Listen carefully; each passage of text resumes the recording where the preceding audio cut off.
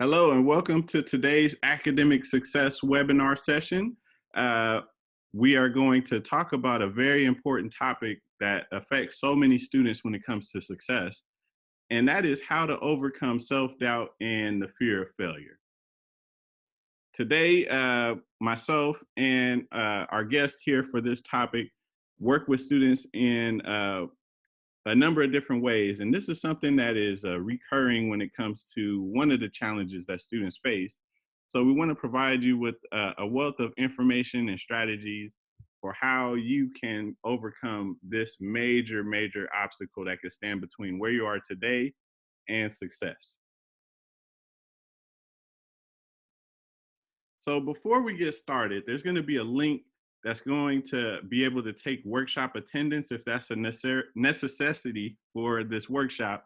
And that's going to be provided at the end of the video. So you want to stay tuned throughout the entirety of this video to have access to that link and be able to get attendance credit. So we'll start, and I have our special guest here introduce himself.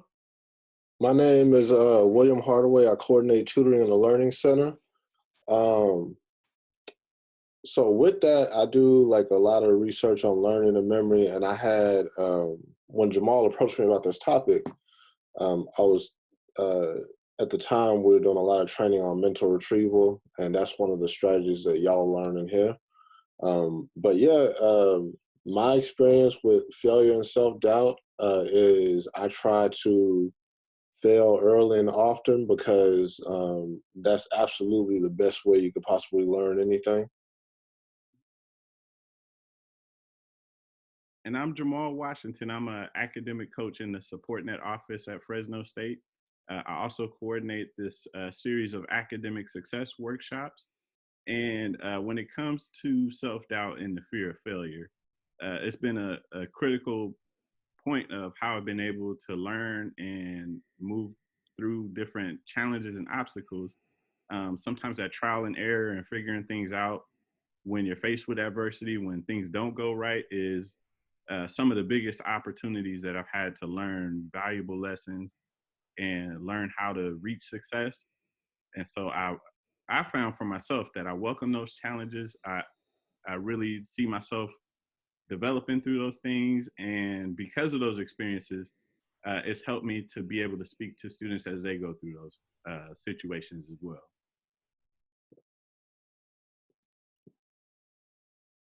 So some learning outcomes we have for today is that we want to address the self-doubt and fears that currently stand between us and how those things can be used to help us propel ourselves towards success and achievement.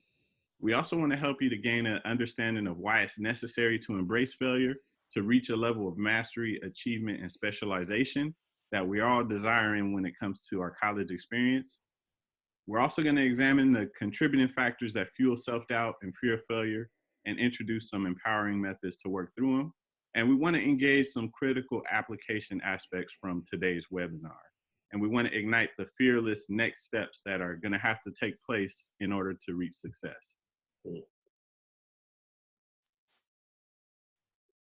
So one of the first things that we would do in the live workshop is we would talk about, personalizing the workshop and discussing the areas where self-doubt and fear of failure exists for you.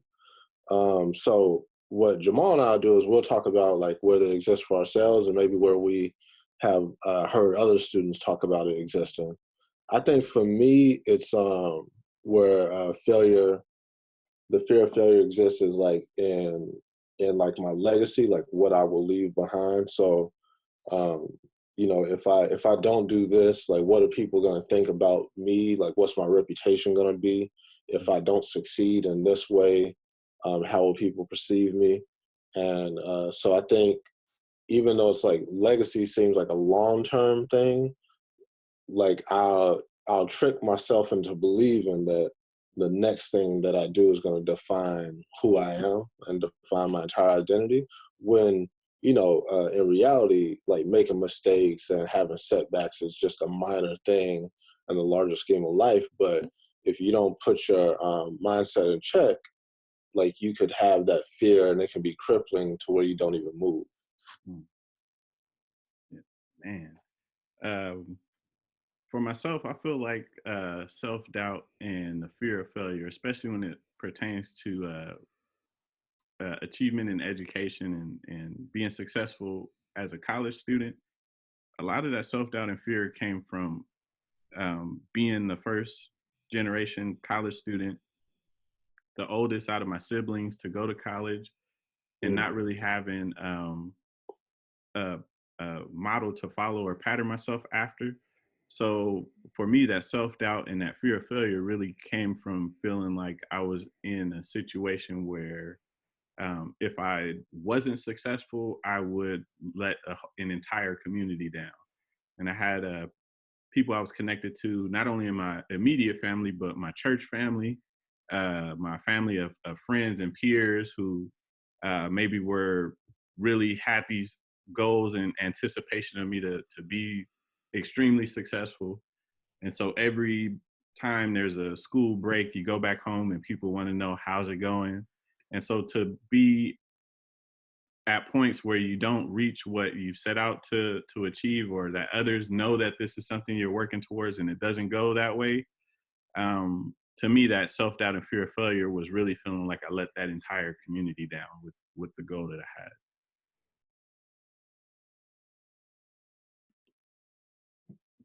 And so, a key concept when you think about these self doubts and these roots to self doubt and fear of failure is that not everything that is faced can be changed, but nothing can be changed until it is faced. And this is a quote from James Baldwin that I feel like is really connected to what we're going to talk about today and how we go about addressing these fears of failure and the self doubt that is within, so that we're able to move forward and achieve the success that we're going after. Contributing factors to the fear of failure are trying to protect yourself, protect your ego.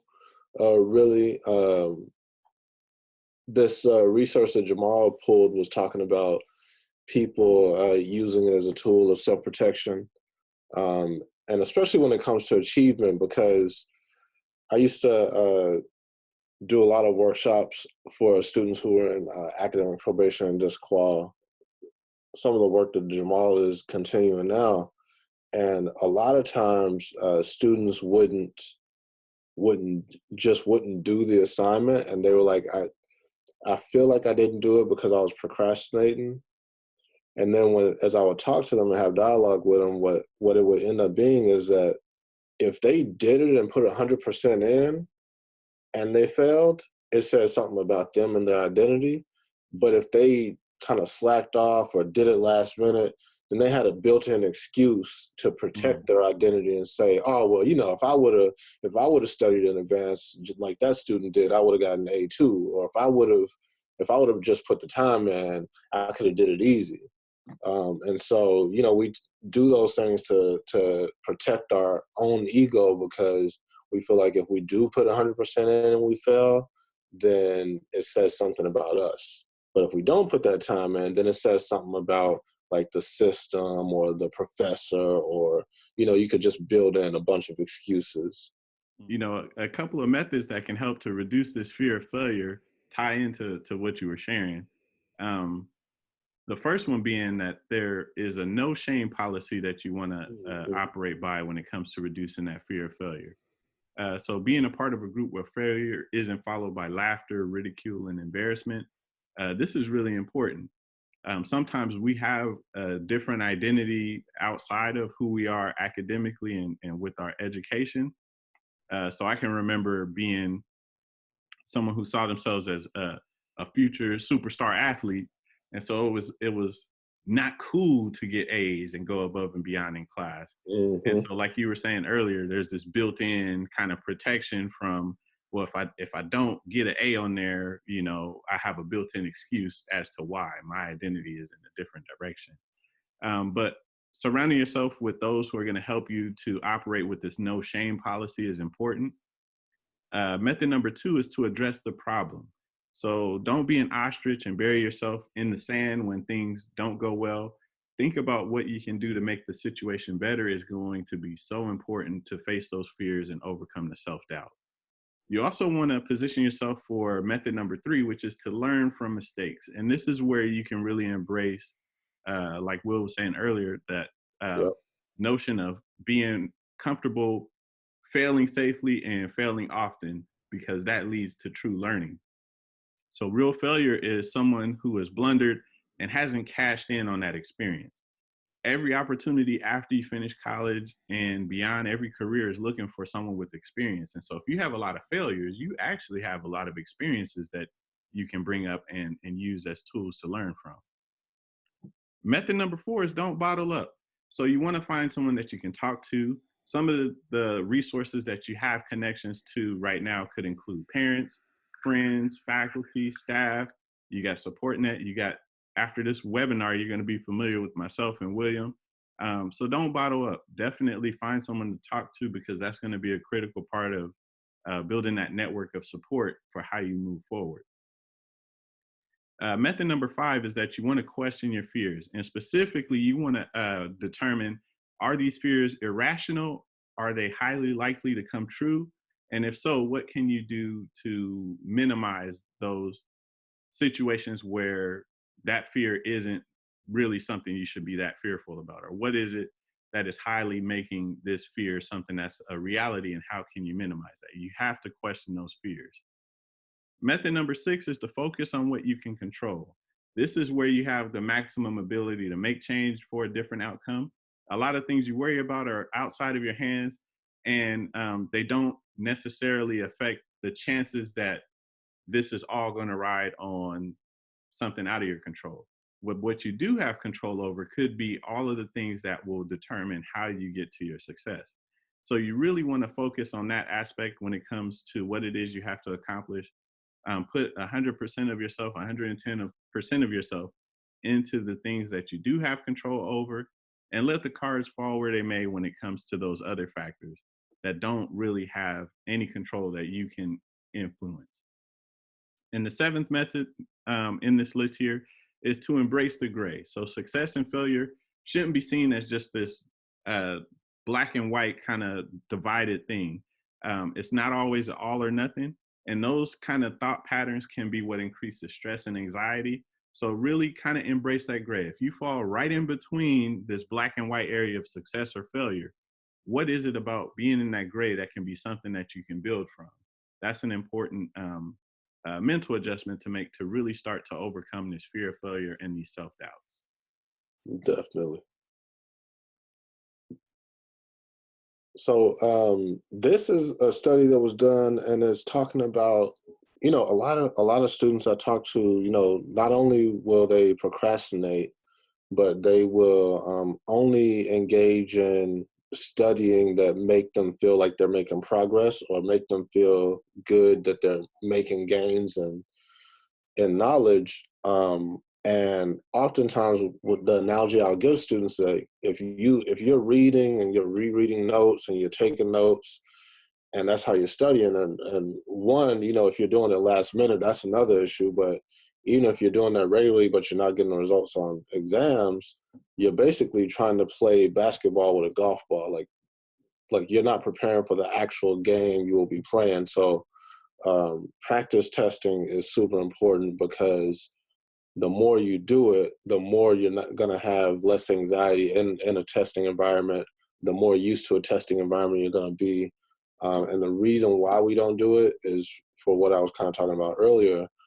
Even though it's early in the process, even though it's low stakes, our mind is believing like, oh, if I take a practice test, because this study, basically in the study, it says that you should take practice tests as soon as possible. And when you first start taking them, they're going to be bad. The scores are going to be bad. And that's what we don't like. We don't like to see those bad scores even if it's at the beginning, it's low stakes without a grade. And so we trick ourselves into believing like, oh, I'm not ready to take a practice test. I'm not ready to take the test. And then we read, and reread. And then when we take the test, we don't do well. So the research in this article actually says, and this article is by Dunlosky. I think it's like 2011 or 2013 or something like that. But basically it says, the earlier you started, even though scores are low, if you just literally keep taking practice tests of different problems without really studying, you'll do a lot better, a lot faster. Like it'll take maybe 4 or 5 tests, and then after that point, all your all your gains from doing the practice test will skyrocket. And if you combine that with reading and taking good notes, then you'll do extremely well in classes. But it's that failing early and failing safely that our mind will trick us into believing is like actual failure, like in terms of if it was a grade or something. But it's really just getting early practice at what you're actually going to be doing. At this section of our presentation, we want to show a short excerpt of a video that's going to give you some additional information on how to overcome this fear of failure. So I'm going to play this video here, and then we'll talk about the information that's shared here in just a moment. When Pablo Picasso was an old man, he was sitting in a cafe, scribbling on a napkin. He didn't know it, but a woman sitting near him was looking on in awe. A couple of minutes later, Picasso finished his coffee, crumpled up the napkin, and was about to throw it away. But the woman stopped him and said, "Can I have that napkin? I'll pay you for it." "Sure," said Picasso. "That will be $20,000. The woman was stunned. "What? It only took you 2 minutes to draw that." "No, ma'am," Picasso replied. "It took me over 60 years to draw this." So that closing slide of that story about Pablo Picasso really reflected on the time necessary to get to a point of mastery. And I think that's one of the things that we alluded to earlier when it comes to having a situation and not giving 100% because we have these built-in excuses. But when Mhm. you really have a desire to get to this point of mastery, there's time, there's commitment, there's definitely going to be failure that occurs time and time again over that period of time to get to mastery. And so you have to embrace that to get to that point, to be a Yeah. specialist. And so when we think about the amount of time when I was aspiring to be an athlete, um, the amount of time it takes to go out, practice, play basketball, get really good, know what it is that you do well, how you can be successful. You also have to take a lot of losses. There's a lot of missed shots. There's a lot of pickup games that don't go well. There's a lot of points where you develop an understanding of the additional skills you have to build to be even better. And so, just like that happens when it comes to sports, it also happens in our academic and our career experiences where we have to give ourselves the freedom to learn through mistakes and use that experience to help us get to a point of mastery. Like it's almost Jamal. It's almost like because I've been dabbling in like online tutoring for a couple of years now, and then you've been doing like these online workshops for a couple of years now, Mm-hmm. and then with the current situation when everybody has to go online and start working remotely, Mm-hmm. all through campus for the past few weeks, there's been a lot of panic around that. Mm-hmm. Um, but for me, I wasn't really that worried about it because it's stuff that I've been doing anyway, and I'm sure Jamal, you feel the same way. Yeah. It's because we just been putting in the time and practicing it, even though like us doing that for the past few years was not successful. Like there would be Mm-hmm. one student here, two students there. There wouldn't be a big audience. But Mm-hmm. now that everybody has to do this, we kind of refine like the process and don't have any technology issues and stuff like that to worry about. Yep. Yep. I couldn't have said it better. With these workshops, yeah, there is a lot of points where it's that failure, but there's also something that I've been able to learn through it, and I definitely 100% agree with that. Um, yeah, and so with reflecting on previous failures, instances of self doubt, I think that what you just said just really captures how we've been able to learn through that. Is that we really get a sense of, in the case of these workshops, what it is that students are going to respond to, what it is that students need when it comes to that. And so every semester has allowed me to take away different lessons to help get to that point of mastery. And even after this semester and being in a situation where the entire campus is working remotely and online access is the way that we're going to be working for a while, I think the takeaway for me isn't that there's a self-doubt about how effective it's going to be, or um, this fear of going this route is going to lead to a failure, but it's more so, what am I going to learn at the end of this semester that I could build on?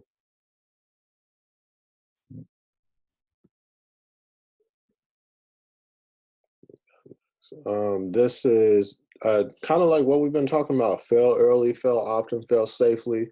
Um, like failing early to me means, like, it doesn't mean that I have to start early and keep a consistent schedule with it, but it does mean that if I have a deadline, I want to at least understand what the assignment is. Like if your professor tells you, hey, in 3 months there's going to be this paper due, and the prompt is already posted, or maybe in a few weeks after the semester starts, a prompt is given.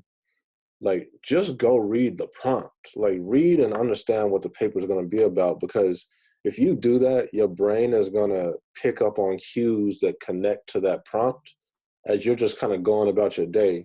And you don't necessarily have to start writing the paper, but your mind is set on, I know I have this problem that's in the background that I need to solve. And so when I have downtime, when they're not thinking actively about other stuff, like when they're driving or when they're just kind of hanging out with friends or when they're playing Xbox, Mm-hmm. I'm going to try and solve this problem. And so that's what early means. Fail often is when you do start to really focus on the problem and actively solving it after you kind of like thought about it in your subconscious. Mm-hmm. Failing often is just like doing things in small chunks and scheduling it out so you're not procrastinating and doing it all at one time and getting exhausted because you can't really sit and do something for too long. And then failing safely is actually testing yourself on the stuff that you're supposed to be doing. Like right after a class, the night before you go to sleep, just try to rewrite your notes without looking at the original, and just, go to sleep like that. But test yourself and your recall in a as often as possible. And then you're doing all this with no stakes, no grade attached. You're doing it so early that you don't even have anxiety attached to it. And so you can, fail safely. And then that way, when you actually take the exam, like if you took an exam and you failed it 5 times and then you buckle down and, continue to try and fail, and you took it that seventh, eighth, ninth time, you're going to do really, really well. Mm-hmm. Yeah, man, I agree. It reminded me of a lot of situations where I had to learn through the same mantra of failing early, failing often, and failing safely. For me, it was a lot of anxiety and self-doubt in being in a class setting, especially in college. Like, uh, it's almost like competitive. Like the academic ego is like competitive, and so nobody Yep. wants to put themselves in a position to where they look like they don't know, or Right. they're not competent, or they don't understand. And so, and I see it in the role that I work in now, where there's this fear 100%. to even ask questions. And so I was guilty of that as a student, where I would be afraid to ask questions. No one wants to raise their hand and ask a question. No one wants to feel like their question is something that they didn't understand, but it looks like the rest of the class gets it. Or that I'm going to hold everybody up and we're not going to get out of class early because I have questions.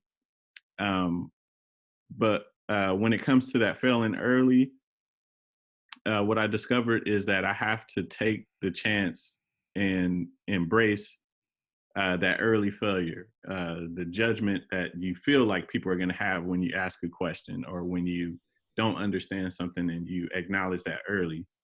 To me, that was a critical part of it, because um, the fear and the self-doubt was really with how others were going to perceive myself in that setting, at that early point of asking questions or saying something that others my fear or self-doubt would say, people are going to think you're dumb if you ask that question. Mm, So I had to embrace that early, because that would allow me to take early steps to fail often. If it's, I got to go to find a tutor or find support to help me with this, and I'm going to fail often in that process before I get it. Um, that's kind of what I feel like this mantra means to me, is that I had to step into that uncomfortable place and accept that failure early if it's going to go that route. Because in the long run, while we might be afraid of that early judgment for asking that question or right, not knowing early, the judgment is going to be there even if you don't raise your hand and you don't know right, it. But at least you went through and you gave it 110%. right, And so I think that was the fear that was really kind of crippling, was uh, in high school it's cool to not ask questions and you don't get it, and then you get these additional second and third chances, but college doesn't give you those second and third chances to not understand or not get it. And so I really had to just bite the bullet and just accept that judgment's going to happen either way. But if it is going to happen, I'm going to embrace it and ask those questions and seek out that help and fail multiple times, even if there is judgment there that I'm afraid of, in order to get to the point that I need to get to. right. There are countless famous failures that are out there.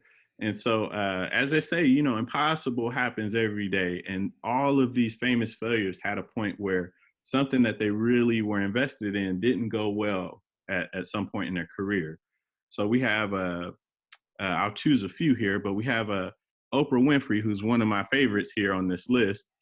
She had a rough and abusive childhood. She was fired from her job as a reporter, and they had determined she wasn't um, the right person for that job because she was unfit for TV. To go a little bit deeper into that, they told her that she wasn't beautiful enough to be on television. Like, there was a certain look that she needed to have, and she didn't have that. And so that was her early failure, but she bounced back from that extremely strong. She's one of the most recognizable media personalities in the world, and she has her own studios. She had the daytime uh, television audience on her uh, for all of her years on the major networks, and then she has her own channel and more. So she's a famous failure. That initial failure wasn't it; it's how she responded to it. In the Hall of Fame speech, and notably with his career, Michael Jordan talks about being cut from his high school team. And his coach in high school told him that he had a lack of skill. He wasn't what they needed for that team.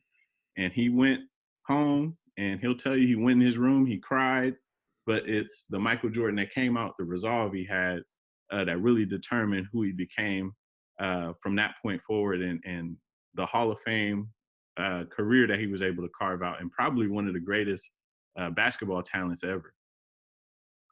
You have the Beatles, who Decca Recording Studios rejected them and said that they didn't like their sound and that they had no future in show business. And we know what kind of uh, landmark group that the Beatles have become in music, and their catalog of hits that they've created. This is a legendary group, but that was the early failure they encountered. J.K. Rowling was unemployed, divorced, raising a daughter on Social Security, and she was writing her first Harry Potter novel at that time. And she was rejected by 12 publishing houses. Can you believe that? 12 publishing houses.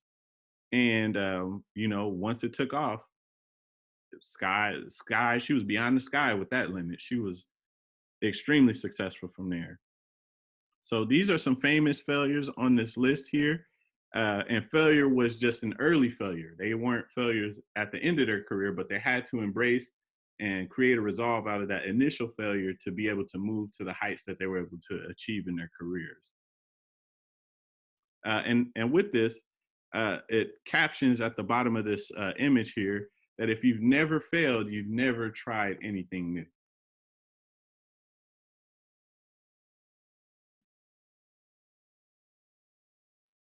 So I think one thing for y'all to take away from this is, like, what action can you take to have more control over your self doubt? Maybe small little experiments where you just try to fill up a flashcard with everything that you're supposed to know from a class, or where you challenge yourself now that we're remote, or when you're in a class, challenge yourself to ask a question that you really want to know the answer to, or challenge yourself to talk to the professor after class and ask a question. Like, start small. Don't try to change your whole thing overnight. That's how people set themselves up for an even greater failures, when they say that I'm a different person now. You know, we've all woken up, had that great morning, and been like, all right, this is it. This, I'm changing everything. Like, I'm completely different now. And then you kind of set yourself up, because you're not accounting for the time you actually have. You're not accounting for the relationships and the dependency that people have on you. And you can't just change something that easily. And so my encouragement would be, think about the critical application of first steps. Mhm. And I think the time we're in right now is the perfect metaphor for this topic as well, because fear is really pushing people in directions to make decisions based on fear. Um, and with our university having to take that tough decision to move all of our classes and material to online, I know for so many students there's just this apprehension for having to take classes online, because it's not a familiar environment to operate in. There's a fear that there's going to be elements of class and interaction that are missing. And that fear is so appropriate with this topic and how to achieve success in spite of that. And so, with those two comparative situations there, it's really how you embrace these factors that create fear that are so important.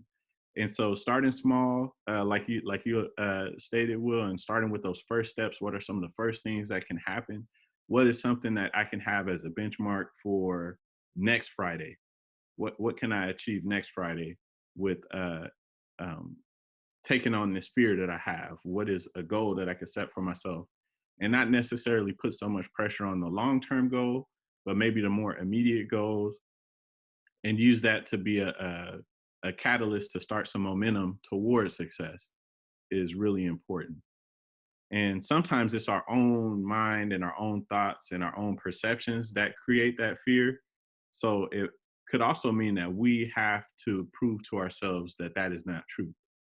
And that's really important when it comes to overcoming this fear of failure and self-doubt, is that we have to demystify our own uh, un- unconfirmed truths that we have in our mind in order to overcome that. And so when it comes to online classes, we might be telling ourselves, I can't be successful in an online class, but we've never taken an online class. So we have no barometer for that to be true. Um, and so we have to start demystifying those things and addressing those early goals that we could set for ourselves. What are some benchmarks I could set for myself in the next 48 hours with this online learning environment? And just start to make that small progress and build momentum. I think for me, that is one of the things that I would encourage. And that's just from some of the experiences I've had to face. That's the way that I've been able to deal with those fears and those self doubts.